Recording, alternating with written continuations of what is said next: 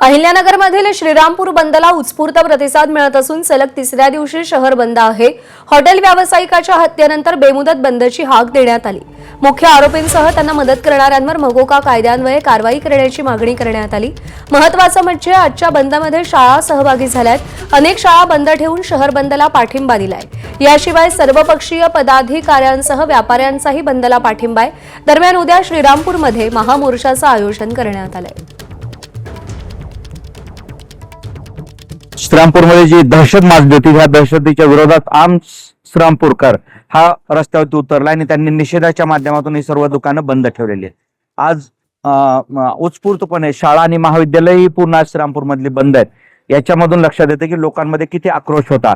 तर आज या बंदचा तिसरा दिवस आहे।